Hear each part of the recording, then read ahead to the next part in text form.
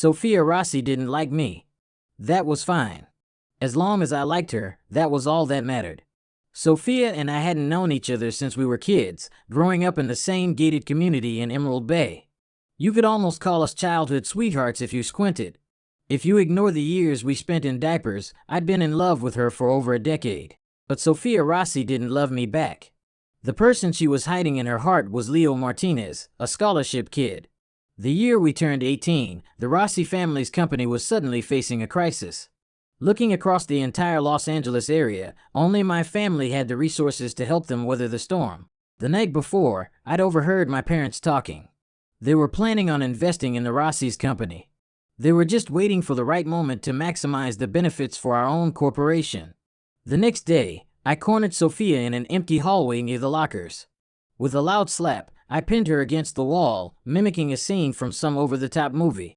"Sophia," I began with a smirk, my tone playful. "I hear your family's company is on the ropes. My family can help your parents out. Interested?" Sophia was our school's undisputed queen bee, her eyes shining like polished gems. Dot up this close. I could smell the faint sweet scent of her perfume.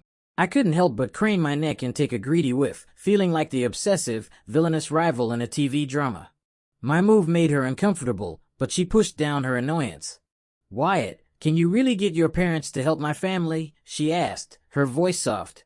"Of course," I answered instantly, pressing closer until we were almost touching. Her body tensed. She was clearly nervous, but she didn't push me away. "But I can't help you for free," I said with a sly grin. My eyes locked on hers. She bit her lip, which was already flushed. "What do you want in return?" she asked, a hint of resentment in her voice. "What do you think?" I said, letting the words hang in the air, my gaze unapologetically aggressive. Anyone with a brain could figure out what I was after.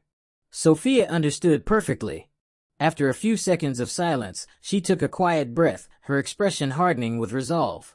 "If you can save my family's company, I'll be your girlfriend." I couldn't hold back a smile. Those were her words, not mine. I didn't force her. I knew it would play out this way. Sophia was a devoted daughter. She would do anything for her parents. "Deal." "You said it," I said, my eyes drifting down her lips. I leaned in to kiss her. "Wait," she shot her hand up, blocking her mouth with the back of her hand. "We need to set some ground rules," she said quickly. "I'll be your girlfriend, but it has to be a secret. No one can know. We could date, but not openly." A cold feeling washed over me. She was afraid, not just for her reputation, but of Leo Martinez finding out. Everyone at our school knew that Sophia Rossi had a massive crush on the scholarship kid, Leo Martinez. She never admitted it, but the way she fawned over him practically screamed her affection. I'd asked her out once. She turned me down flat. Her family's crisis was my one and only shot. I had to have her no matter what. They say you can't force love, but sometimes you just have to take what you want. "Fine, I won't tell anyone." I agreed without hesitation. She let out a breath of relief. "And it can't be forever. We have to agree on an end date." She really thought this through. An end date. I pretended to think about it. 3 years. No way. That's too long. She shook her head immediately, holding up 3 fingers. 3 months, max. I've been obsessed with Sophia for so long, I was losing sleep over it. 3 months? I could work with that. Besides, my parents were going to help her family anyway. I was just using the insider information to bluff her. And just like that, she'd walked right into the cage I'd set for her. "All right, 3 months it is." I agreed instantly and leaned in again. This time, Sophia didn't stop me. Her lips were as soft as cotton candy with a hint of sweetness I couldn't get enough of. At first, her body was rigid with resistance, but slowly she began to relax into the kiss. When we finally pulled apart, a thin strand of saliva connected us for a moment. Sophia's face was beet red, and she quickly wiped her mouth. "Come to my house tonight," I said with a wicked grin. "Your house?" She was hesitant. "Yeah," I nodded, putting on a serious face. "To my house to help me study." She visibly relaxed. I had been watching her for a long time. In front of other students, Sophia seemed aloof and proud, but deep down she was compliant. Once he got close to her, she was easy to handle. Back in class, Sophia immediately put her ice princess mask back on. I went back to being the resident bad boy. She sat in the center of the room, sharing a desk with Leo Martinez. I was in the back by the window miles away from her. After ordeal, Sophia started glancing back in my direction from time to time. When I felt her gaze and looked up to meet her eyes, I'd raise an eyebrow. She would quickly look away, pretending she hadn't been looking at all. Sophia. Sophia. Leo noticed she was spacing out. He had to call her name twice to get her attention. What's wrong? Are you feeling sick? He asked with concern. No one in our class knew about the crisis at our family's company, including Leo. Even if he knew, there was nothing he could do. He was a scholarship student who could barely afford to be at our school. He couldn't even take care of himself, let alone the Rossi family. No, it's nothing, Sophia said, shaking her head and looking down, burying her worries. Leo didn't press. He was just worried her distraction would affect her grades. He smiled and reminded her, "Don't forget we promised to get into Stanford together, right?" Sophia paused, took a shallow breath to push her troubles away, and nodded. Evening came quickly. Sophia and I lived in the same community, so not long after I got home, the doorbell rang.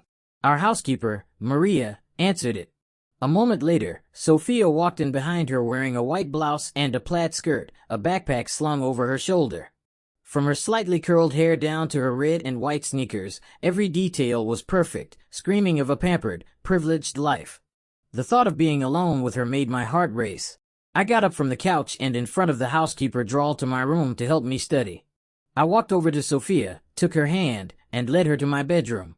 Once inside, I immediately locked the door to prevent any interruptions. Sophia scanned the room, then walked to my desk and took off her backpack. She pulled something out, clutching it tightly in her hand as she looked at me nervously, waiting for my next move. The beautiful girl was right in front of me. I walked closer and pointed to the hand, hiding the object. "What's that?" "Show me." Sophia's face turned scarlet. She slowly raised her hand and opened it. In her palm was a small square package. It was a box of condoms. She looked down, unable to meet my eyes, her face so red it looked like it might burst. I could only imagine how mortified she must have been buying these at the drugstore. I was stunned. I just wanted to be alone with her, maybe kiss a little. I didn't think we'd be moving this fast. But if she came prepared, it meant she was ready. If I didn't go through with it, she might think I was a coward. It's embarrassing to admit, but despite my reputation as a rich playboy, I was still a virgin at 18. "Sophia, you're so thoughtful," I said. The more I spoke, the redder her face became. She forced herself to speak. "From now on, you're in charge of getting these." I can't get pregnant," she mumbled. Ha! She was adorable. I pulled Sophia into my arms. Just wanted to hold her. But it turned out her foresight was absolutely correct. After hugging for a minute, I couldn't resist kissing her, and one kiss led to another until I had her pinned on the bed. We crossed the line that night, both of us losing our virginity. Afterward, Sophia got dressed, walked over to the desk, pulled a notebook from her bag, and solemnly wrote down a date. I watched her from the bed. A goofy grin plastered on my face that I couldn't wipe away. After making her note, she turned around, pouting slightly, and brought up her family's company. "Don't worry, I'll convince my dad to help your family," I promised, puffing out my chest, knowing full well I wouldn't have to say a word. Reassured, Sophia relaxed. Then, she actually pulled out her textbooks and started tutoring me. An hour later, she packed her bag and left. Aside from the slight awkwardness in her walk and the damning crimson stain on my sheets, you'd never know what had just happened between us. In the days that followed, we continued to pretend we were strangers during the day. At night or on weekends, Sophia would come over frequently under the guise of tutoring. On the 20th day of our secret arrangement, my father finally made his move. He not only invested a huge sum in Heresy Designs, but also secured several major contracts for them. Just like that, the company was saved. The business deal had nothing to do with us really. But in Sophia's eyes, she had played a part. She truly believed that her sacrifice had prompted my push, which convinced my father to save her family. To show her gratitude, she even bought me a gift. One day, the elegant gift box was sitting inside her desk, and Leo happened to see it. He assumed it was for him and his face lit up. But later that day, Sophia walked over to my desk with a box. "Wyatt, thank you for getting your dad to save my family's company. I picked this out for you. I hope you like it." I hadn't actually done anything, and in fact, I had used the situation to trap her. Now, she was thanking me sincerely, and I felt a pang of guilt. I took the box, feeling a bit sheepish. Inside was a men's bracelet. I loved it, but I played it cool. I glanced at the gift, then looked up at her. I'll take the gift, but don't forget our deal. 3 months, not a single day less. Hearing this, a blush crept up Sophia's face. She nodded. I know. We have 69 days left. Holy crap. She was counting down the exact number of days. For some reason, that really pissed me off. As soon as she left, I put the bracelet on, my heart pounding with excitement. Getting a gift from the girl you're crazy about feels like winning a war. It makes you feel like you're floating. But that bracelet caught Leo Martinez's attention. Wyatt, where did you get that bracelet? He asked, grabbing my wrist after staring at it for a while. None of your business, I said, yanking my arm away and walking off. No way, Leo muttered to himself, frozen in place. It can't be. It's impossible. Sophia hates Wyatt. Why would she give him a gift? Leo had seen the gift box in Sophia's desk and remembered the picture on it was of a bracelet, one that looked just like the one I was wearing. At first, he assumed she had bought it for him, but she never gave it to him. Now, seeing me with it, the truth was staring him in the face, but his deep-seated belief that Sophia rejected Wyatt made him deny it. Sophia secretly giving Wyatt a gift. Impossible. It must be a coincidence. Leo finally concluded, forcing himself to believe it. He refused to accept that the bracelet on my wrist was a gift from Sophia, but a seed of doubt was planted. Back in the classroom, he mentioned it to her. Of course, I didn't give it to him, Sophia denied, her cheeks flushing. She glanced back at me, remembering how I'd looked at her like I wanted to devour her, and added spitefully, I bought that bracelet for my dog, Archie. It looks good on him. Archie was the Rossi family's golden retriever. She was calling me a dog to vent her frustration. If I had heard that, I definitely would have done something to get back at her. Leo, however, knew about Archie and had no reason to doubt her. He accepted her explanation immediately and breathed a sigh of relief, never stopping to think how a men's bracelet would even fit on a dog. The days passed. During the day, Sophia gave all her warmth and smiles to Leo. At night, she gave herself to me. She also took it upon herself to seriously tutor me. My grades were all over the place, but with her help, I was full of motivation. After a couple of months, I had brought up all my weak subjects. Soon, 2 months had passed. We only had 1 month left as boyfriend and girlfriend. One day, I was in the bathroom and overheard Leo talking to another guy. So, Leo, what's the deal? Are you and Sophia Rossi a thing or not? The guy asked. Leo's reply was full of confidence. Not yet. It's a sure thing. Dude, you're a legend. The other guy said, even a rich kid like Wyatt Archer couldn't get her. But she's all over you. Leo scoffed, his tone smug. What does Wyatt know? You can't rush a girl like Sophia. You have to be patient, figure out what she likes, and make your move slowly. Yeah, totally. Wyatt's got nothing on you. I waited until their voices faded before I stepped out of the stall. My face dark. It was clear that Leo Martinez, the hard-working scholarship kid, wasn't as simple as he appeared. To put it bluntly, he was targeting Sophia, not just for her looks, but for her money. He was just another social climber hoping to marry into wealth. I left the bathroom, my mind racing. I had to find a way to keep Sophia to keep her from falling into his trap. There was no way I was just going to hand her over to some gold digger. This is the last day, she said, her tone flat. After this, we're even. At the end of the 3 months, Sophia got up and coolly pulled on her clothes, declaring the end of our secret affair. I mumbled, lying on my side and watching her through half-closed eyes, pretending to agree. In reality, my mind was already scheming. I had a plan. I had secretly taken pictures of us together. I could use them to convince her to stay.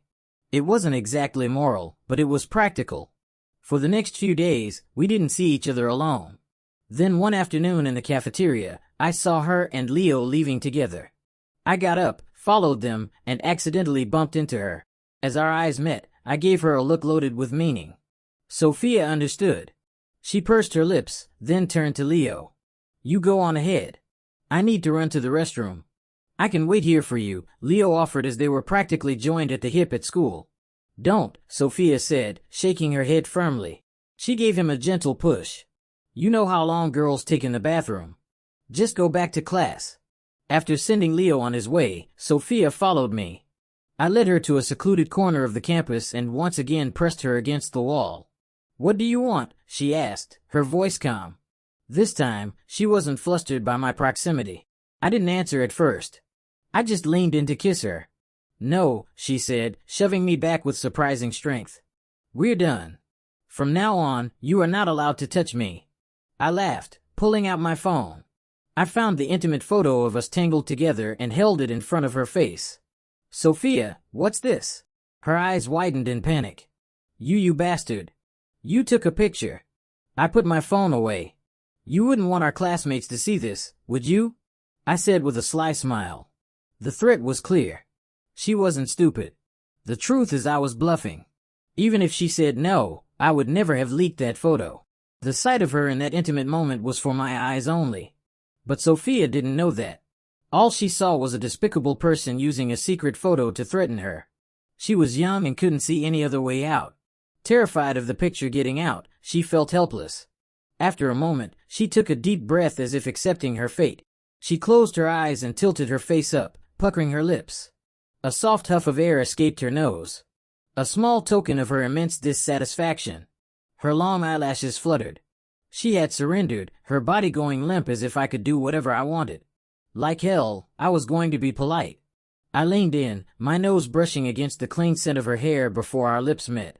I drowned myself in her softness again, my breath growing hot. When we pulled apart, her cheeks were flushed and her brows were knitted together, but she was the first to speak about the terms. Her voice had a barely perceptible tremor. What I have to do for you to delete that picture? Seeing her walk right back into my trap, I suppressed a laugh. I coolly pinched her chin, pretending to think for a few seconds. Then I looked up and slowly raised 3 fingers, keeping my girlfriend for another 3 months. Sophia's mind flashed back to all the heart-pounding, inescapable moments between us. Her frown deepened and she shook her head like a rattle. No, 3 months is too long. A month and a half, max. Her voice trailed off at the end as if she were bargaining with herself.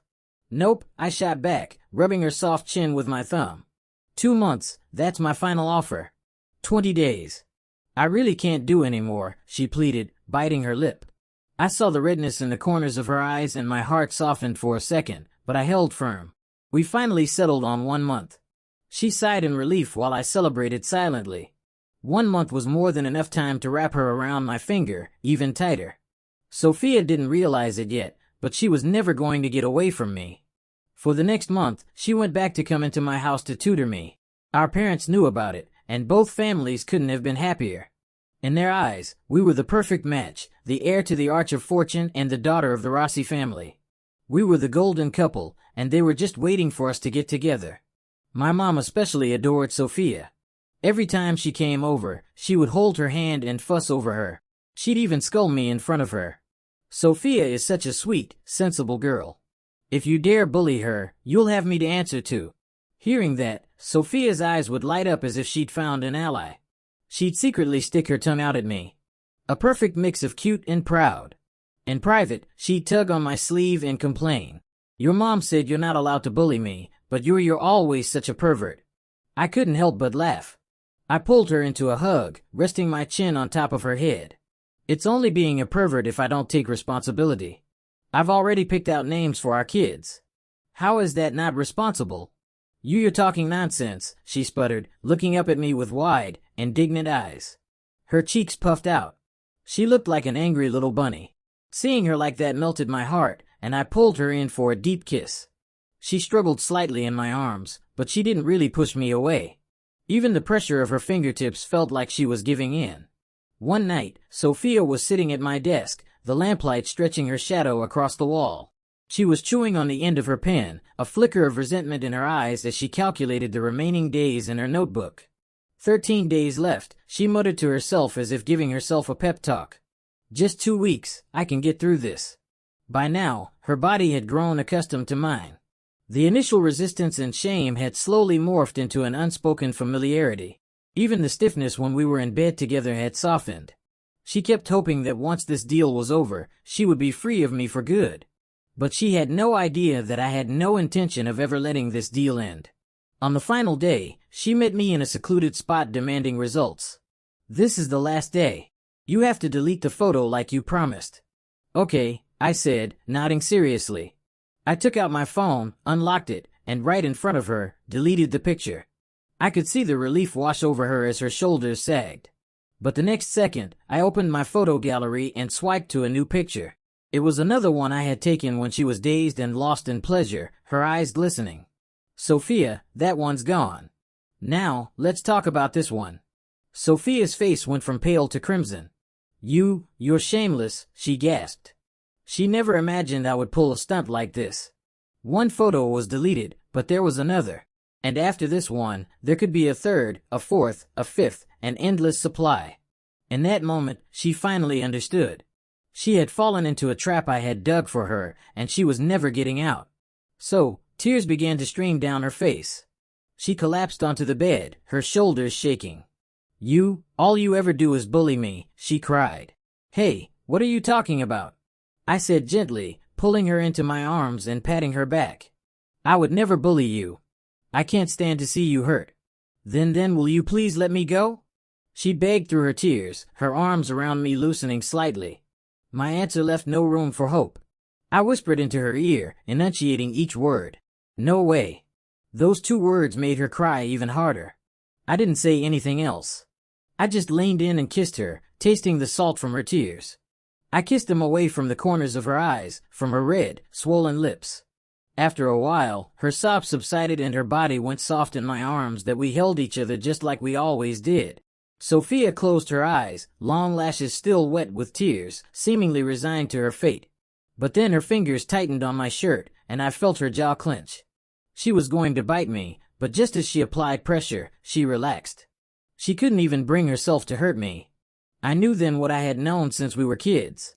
Even when she was furious with me, she could never truly harm me. And that just made me want to hold on her tighter and never let her go. And I definitely wasn't going to let that gold-digging snake get his hands on her. After that, Sophia changed. She stopped asking me to delete the photos. She stopped counting down the days in her notebook. I thought she had finally accepted her fate, but she was just biding her time. She started watching me when I entered my phone password. She tried to sneak a look at my phone when I wasn't paying attention. She was waiting for an opportunity to get into my phone, delete everything, and finally be free. But before she found her chance, the SATs came and went. When the scores were released, Sophia, Leo, and I had all done well, scoring over 1,500. Unfortunately, Sophia and Leo's scores weren't quite high enough for Stanford. I, on the other hand, had exceeded all expectations. We all ended up enrolling at UCLA. Our families threw a joint graduation party for us. It was a huge affair. At the party, my mom pulled Sophia aside, pressed a bank card in her hand, and said with a smile, "Sophia, honey, thank you so much for tutoring Wide all this time. Take this, and buy yourself something nice." I found out later there was $200,000 on that card. This wasn't a thank you gift. It was a down payment on a daughter-in-law. I immediately felt jealous. Despite being the Archer heir, my allowance never exceeded $5,000 a month. And Sophia just got $200,000.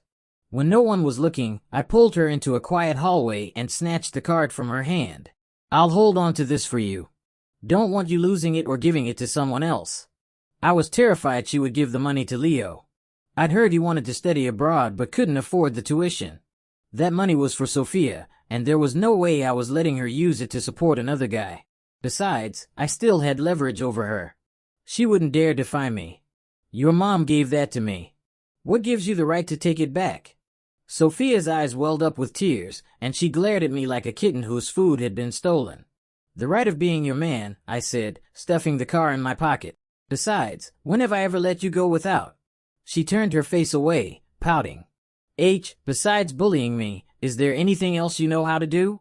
I leaned in close to her ear and whispered with a mischievous smile. "Sure, I'm thinking of taking a trip abroad." Sophia's ears perked up, a flicker of hope in her eyes. She was probably thinking she'd finally get a break from me. But then I added, "And don't worry, I'm taking you with me. Aren't you excited?" Her hope shattered instantly. She spun around to face me. "Wyatt, what is it that you even like about me? I'll change it. I swear. Nope, I said, pinching her cheek, my expression completely serious. Unless you get gender reassignment surgery, I'm never letting you go. She slumped in defeat, staring at the floor. I knew she had made plans for a graduation trip with some classmates. A trip that included Leo Martinez. There was no way I was letting that happen. Near the end of the party, Leo found her. He was holding a small gift box. His face flushed. Sophia, I haven't seen you in a few days and I've really missed you. With graduation over, he probably thought it was time to make his move. He yelled out the gift box. This is a graduation present for you. I hope you like it. The bracelet inside cost over $1,500. He'd used his scholarship award money to buy it. It was a big investment, but he was probably calculating that a $1,000 gift now could yield a $100,000 return later. Sophia took the box but didn't open it. Thank you, she said flatly and turned to leave. Her mind was still reeling from when I had pulled her into the bathroom earlier. I had kissed her so hard her lips were still throbbing. Leo was clearly not expecting this reaction. He stood there stunned. As she walked away, he called out, Sophia, don't forget about our trip to Lake Tahoe in 2 days. We're going to have a blast. Sophia paused for a second, but didn't turn back. Her passport was already in my possession. In 2 days, she was flying to the Malda with me. She wouldn't dare refuse. She was too afraid I'd leak the photos and humiliate her in front of everyone she knew. Wyatt Archer is the bane of my existence. She thought to herself as she walked away, not giving Leo another glance. Leo watched her go, his expression hardening. He must have sensed that she was slipping away from him. Sure enough, on the day of the trip, Leo waited at the meeting spot for hours. All he got was a text from another classmate. Sophia said something came up. She's not coming. He tried calling her, but her phone was off. His texts went unanswered. Meanwhile, in the Malda, Sophia was walking barefoot on the beach in a white sundress and oversized sunglasses, the sea breeze whipping through her hair. She looked completely at peace. I followed behind her in a loud Hawaiian shirt holding her sandals. I draped my arm over her shoulder. Come on, soft, give me a smile. Don't look so miserable. Off, she grunted, but didn't shrug my arm off. She kicked at a seashell, then suddenly turned and jumped into the ocean. The salt water splashed my face. I laughed and jumped in after her, splashing her back. She shrieked and dodged, then started splashing me. In the middle of our water fight, I grabbed her wrist and pulled her into my arms, kissing her deeply. At first, she tried to bite me. But as the kiss went on, her body softened and she melted against me. For the next month, we traveled the world. We kissed under the Eiffel Tower, held hands in the Roman Forum, and ate street food in Tokyo. Everywhere we went, I made sure we did all the things couples do, capturing every sweet moment on camera. We only returned to the States when it was time for classes at UCLA to start. Leo saw Sophia for the first time that semester in front of the main humanities building. He had sent her countless texts over the summer, none of which she had answered. He must have been panicking because he decided to make a big gesture. He stood under a large oak tree holding a bouquet of roses with a few of his friends to cheer them on. Before Sophia could even speak, he started singing a cheesy classic love song. The other students started chanting, "Say yes. Say yes." Sophia just stood there, her eyes darting around nervously. That's when I showed up. I held up my phone and waggled it at her. The message was clear. If you say yes, these pictures go viral. Her eyes snapped to me and her body went rigid. She took a step back from Leo and said softly, "I'm sorry. I'm not looking to date right now." I smiled to myself and slipped the phone back into my pocket. I was bluffing, of course, but she didn't need to know that. Leo's smile faltered, but he tried to play it cool. "That's okay, Sophia. I can wait. I'll wait for as long as it takes." Sophia didn't reply. She just looked down and walked away. Later, she overheard her roommate talking. "Guys are all the same," the roommate said. "Once they've slept with you, they get bored and move on." Sophia muttered to herself, "When he gets bored of me, I'll finally be free." She thought I would eventually get tired of her, but our arrangement not only lasted through all 4 years of college, but after graduation, I got down on one knee in front of her parents and asked her to marry me. She looked at the ring in my hand, then thought about the baby growing inside her. With tears in her eyes, she nodded. But that came later. Back when we started at UCLA, I bought an apartment near campus. Whenever we didn't have class, I'd have Sophia come over. One night, she was curled up against my chest, tracing patterns on my skin with her finger. "Wyatt," she said suddenly, "I think I'm falling for you." I froze. Just yesterday in the library, I'd pulled her into a secluded corner to kiss her, and she'd pushed me away. What changed? Something wasn't right. I stayed quiet, waiting. Sure enough, over the next 2 weeks, Sophia became incredibly affectionate. She'd pull me into empty classrooms to make out, text me funny things she saw during the day, and be incredibly attentive when we were back at the apartment. She'd even hug me from behind and whisper sweet nothings in my ear. I pretended to fall for it, letting my guard down. I even gave her my phone password when she casually asked, until one night, I woke up to find Sophia standing over me, holding my phone with a triumphant grin on her face. "Wyatt, you fell for it." I deleted every single picture. All of them.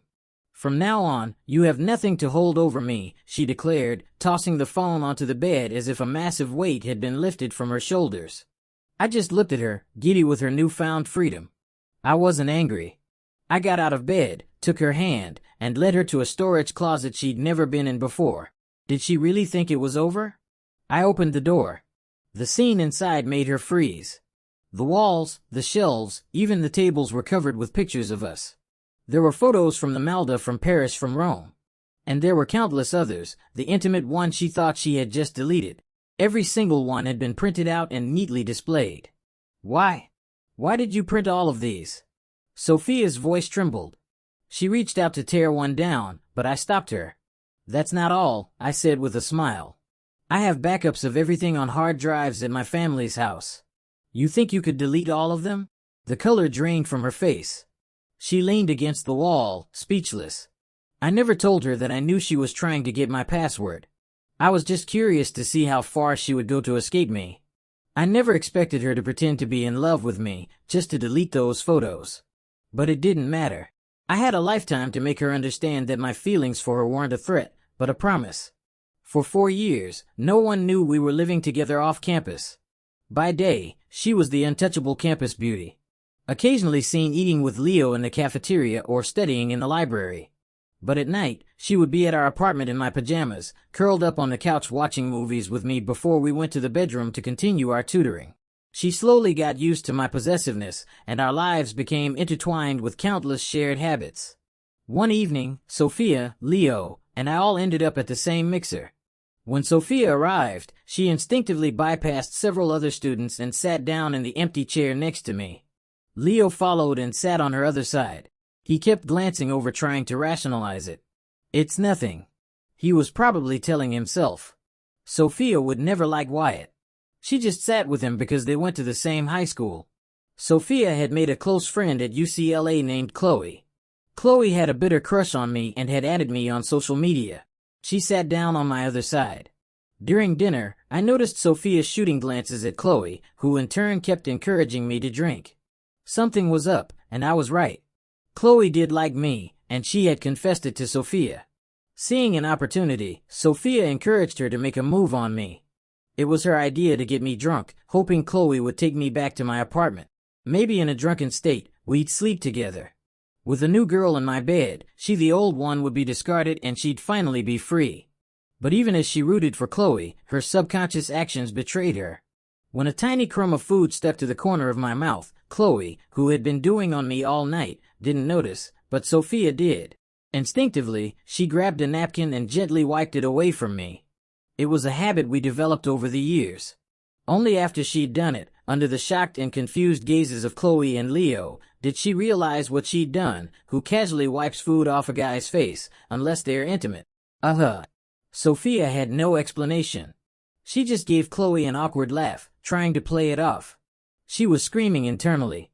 "Stupid hands, stupid brain. Why don't you listen to me?" I was used to it, so I didn't think anything of it. Leo, though clearly unsettled, tried to smooth things over. "Wyatt, don't get the wrong idea. Sophia was just being nice. You know, a girl's instinct to be neat." I glanced at Sophia, but didn't say anything. The incident passed, but more and more details of our private life kept slipping out. She'd use her chopsticks to move the fatty pieces of meat she didn't want from her plate to mine. When I took a sip from her drink, she didn't flinch. Just took it back and kept drinking. After everything we'd done together, what was there to be grossed out about? But to Leo and Chloe, these details were bombshells. Leo had never been that familiar with her.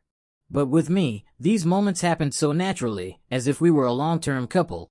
For the rest of the night, Leo's eyes darted between us. The more he watched, the more shocked he became, and the more his heart sank. By the end of the evening, Leo looked absolutely devastated. He had come to a conclusion that he couldn't believe Sophia was in love with me, and she didn't even know it. Chloe thought the same thing. From her perspective, Sophia was in love but in denial, pushing her friend towards me while simultaneously enjoying our exclusive intimate dynamic. Chloe had become a pawn in our game. But was Sophia really unaware of her feelings? Absolutely not. If she truly loved me, she never would have encouraged Chloe to get close to me. All those little intimate gestures were habits formed over years of forced proximity. She was aware of them, hated that she couldn't stop them, but they were ingrained. It must be because of Wyatt's money and status, Leo told himself, vowing, just you wait. I'm going to make something of myself and I'm going to win you back. After that night, Leo stopped pursuing Sophia.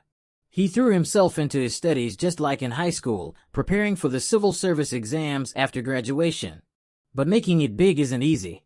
And passing those exams is even harder, especially for positions in LH. He took the test 3 years in a row after graduating and failed every time. Of course, that was all in the future. Throughout college, Sophia and I maintained our secret relationship. As I became even more attached to her, she started to question her own assumptions.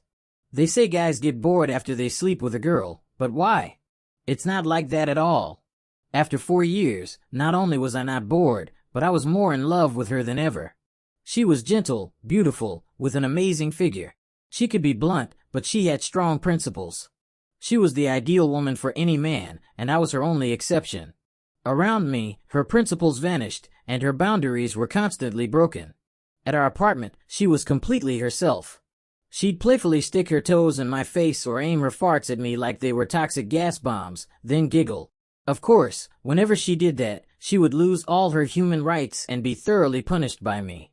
Our tacit understanding had reached such a level that with the slightest movement of her hips, I could tell the intensity of an impending fart.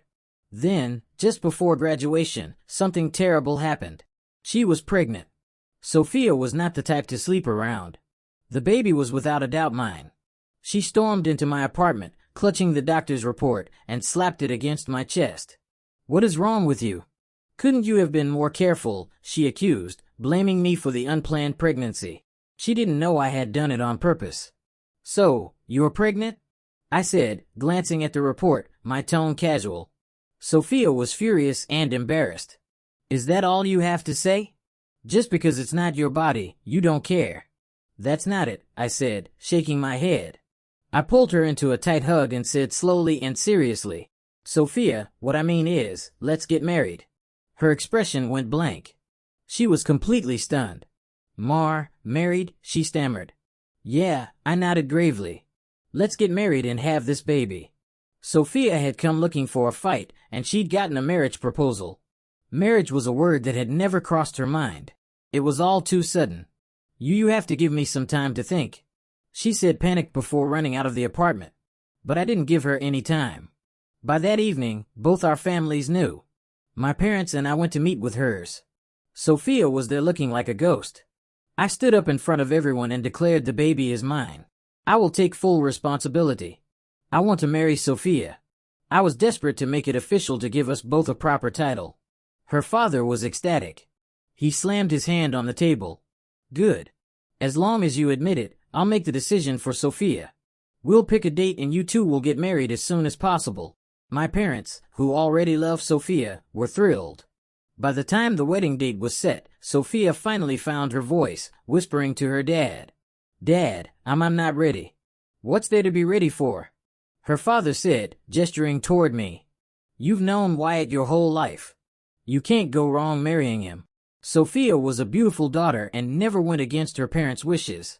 A month later, pouting, she sat in the wedding limo and reluctantly went through with the ceremony. Leo and Chloe were both there. Chloe had a new boyfriend and was long over me. Leo was still studying for his exams. He had expected Sophia and I would end up together, but he never thought it would be so soon. Like many of our classmates, he assumed it was a strategic merger between two powerful families. At the reception, the high school table was buzzing. Wow, I can't believe it. Our queen bee, Sophia Rossi, ended up marrying Wyatt Archer. I know, right? In high school, she was always with Leo. She even rejected Wyatt. And in the end, she marries the rich guy. It's a marriage of convenience for sure. Someone turned to Leo. Leo, you were so close with her. Why'd she marry him? Is it a business deal like we think? Of course it is, Leo said, his face a mask of tragedy. He stared at us on the stage exchanging rings. Sophia only married him for now. Bail, they'll definitely get divorced later. He believed she would never be happy that she would eventually come back to him. To be honest, even Sophia wasn't optimistic about our marriage. After all, it was built on my coercion and her resistance. But life is unpredictable. 8 months after the wedding, our first child was born. A chubby, adorable little boy. A few years later, we had a second child. Although our marriage started on rocky terms and we had our share of fights, we never got divorced. Over the years, living day in and day out together, Sophia's feelings slowly changed. She began to rely on me to truly settle into our life together. The business merger Leo was so sure of, his conviction that she would leave me, it never happened. More than a decade later, Sophia and I went to a class reunion and ran into Leo Martinez. He looked exhausted, and seeing us walking together, acting affectionately, made him look even worse. He had 2 drinks and left early. Later, a classmate told us about his life. He'd been married 3 times. He had eventually passed the civil service exam, but his career had been completely unremarkable. Life isn't a novel. Most people who get a stable government job stay there. The rags to riches stories only happen to a select few. Leo Martinez was no hero. He was just an ordinary man worn down by time. He kept trying to marry rich, but wealthy women weren't stupid. They either weren't interested or divorced him within months. One of them saying his desire to marry for money was written all over his face. Now, he had a bad reputation in his community and no one wanted to date him. His last divorce happened after he was caught cheating. His ex-wife's family beat him up badly and reported him to his employer.